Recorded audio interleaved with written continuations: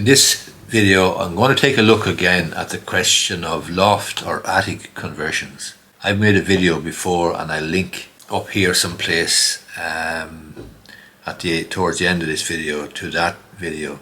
But in this particular video, I want to look at attic conversions, loft conversions, the problems that arise in a little bit more detail. And there is loft conversion guidelines issued by or published by the Department of Housing, Local Government and Heritage, and the most recent edition of those loft conversion guidelines can be found on the relevant website of gov.ie. I'm going to take a look at these loft conversion guidelines, and I'm going to just flag up some of the more important points that you need to consider if you're thinking about carrying out a loft conversion, or if you're thinking about buying a property that has a loft conversion carried out already.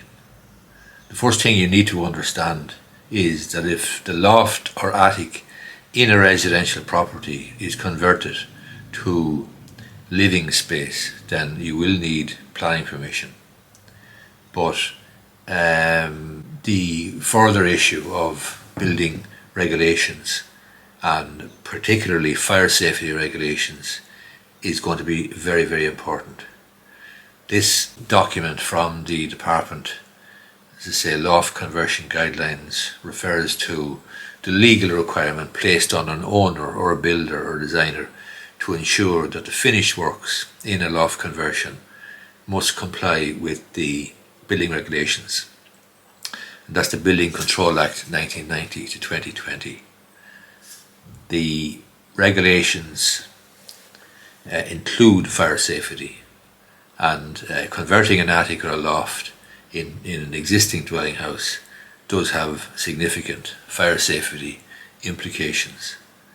Obviously, you need, before you carry out any work at all, to get professional advice from an architect or an engineer.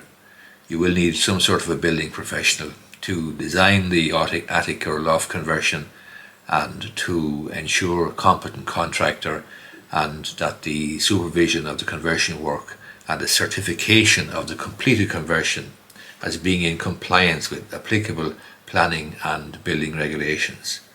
So you're going to have great difficulty selling your property if this is not the case. The most important building regulations in relation to a loft or attic conversion are probably the requirements around the fire safety. So the whole fire safety regulations, the thrust of them is to ensure that there are escape provisions built into any roof space of a dwelling house that's converted into living accommodation. So additional story height increases the difficulty of escape should a fire occur, and provisions required under the building regulations are increased accordingly. So fire safety regulations are absolutely essential. All habitable rooms in the new story should be provided with a window or roof light that is suitable for escape or rescue, and guidance then is given on the dimensions for the size and position of such a roof escape.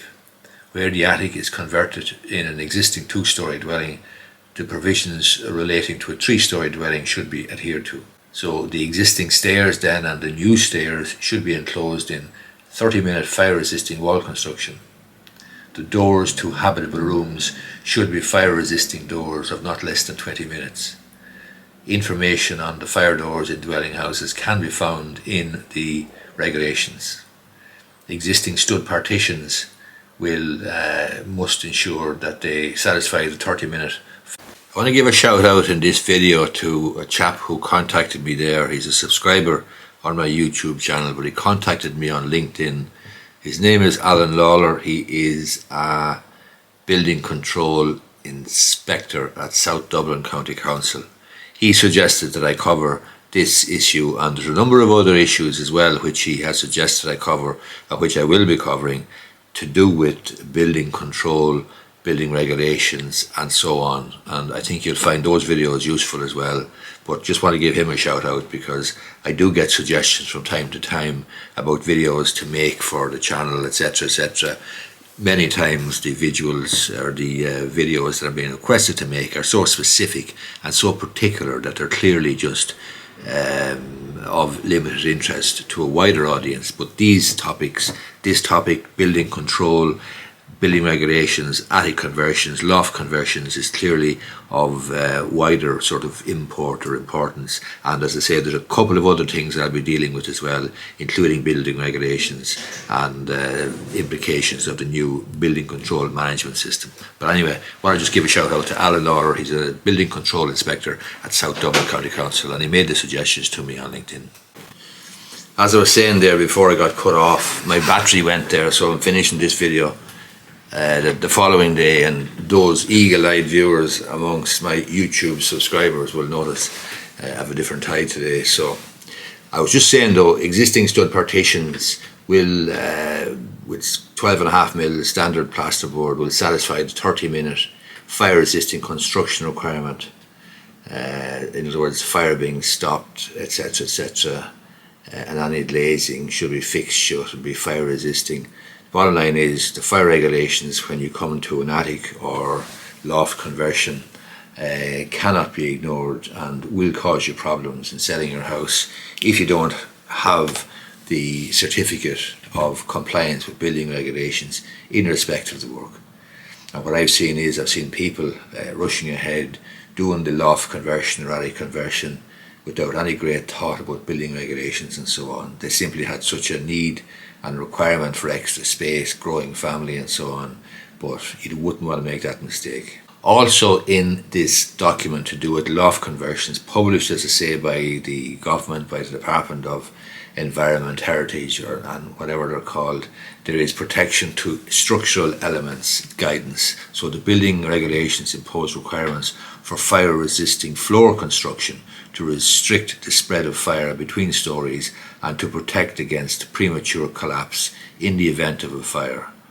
And special provisions will apply to loft or attic conversions where not more than 2 additional habitable rooms are provided and the additional floor area is less than 50 metres squared. To ensure that the new floor achieves the required fire resistance, the flooring on top of the existing joists should extend to the external walls irrespective of the extent of the habitable area, and this is obviously to prevent fire spread in the event of a fire. Where a dwelling house is semi-detached or is part of a terrace of houses, it's essential to ensure that the party wall between adjoining houses continues to the roof level and the roof junction is adequately fire stopped. In other words, that fire cannot spread from one roof area into an adjoining roof of an adjoining property. So, converting existing roof space of 2-storey house into habitable accommodation. There is guidance there if your conversion doesn't involve raising the roof line above the existing ridge, is 50 square metres or less and has no more than 2 habitable rooms, then you may use the following fire safety provisions, and it goes on to give you the provisions in this document. It's very, very useful, and I'll flag up again at the end of this video where you can get it. You can get it on the gov.ie website, the Department of, I think, Environment, Heritage and something else. So the question of glazing, the question of doors, the question of the escape provisions from a roof in the attic and the floor area, the stairs then going to the attic, etc. These are all vital components of any conversion, and in order to comply with the building regulations they must adhere to certain specifications and so on. And it is a fact that some properties will have a roof construction that is suitable for conversion, but some won't. And another question you need to be concerned about is the question of the structural integrity of the roof. In other words, you may cut out certain joists or certain timbers in order to accommodate your attic conversion, but you may well be, if you don't do it with the guidance of an engineer or architect, you may well be impinging upon the structural integrity of the roof. So that's something that you need to be careful about. When the roof space, then there's further regulations in relation to fire detection and alarm systems. and a fire detection and alarm system must be provided when the roof space of an existing dwelling house is converted to create an additional storey. And there is a legal requirement then also in relation to the electrical work that must be carried out, obviously carried out by a registered electrician. The document on the department website, and I'll make reference to it again, deals with the importance of properly dealing with fire safety issues in attic or loft conversions. But the building regulations, remember, deal with a number of things. For example, structure, materials and workmanship, sound, ventilation, conservation of fuel and energy, and so on. So there's further guidance in relation to houses of architectural historic importance. Now, just to be absolutely clear about this, and it's got document is called Loft Conversion Guidelines. It's produced by the Department of Housing, Local Government and Heritage, and if you go to that website you'll be able to access it yourself. But the takeaway is loft conversions, attic conversions are not something that should be taken lightly. They will need the professional advice of an architect or an engineer, and the work that's carried out will need to be certified. You need a certificate of compliance with building regulations from an architect or an engineer as to the work that was carried out, and you will almost certainly need planning permission as well if you're looking at habitable space, habitable rooms and a bathroom perhaps in the attic conversion as opposed to just mere storage space. I hope you find this video useful. I'm going to put another video up here about attic conversions, loft conversions. I made one before. I'll stick it up here. You can have a look at that as well. I'd recommend it.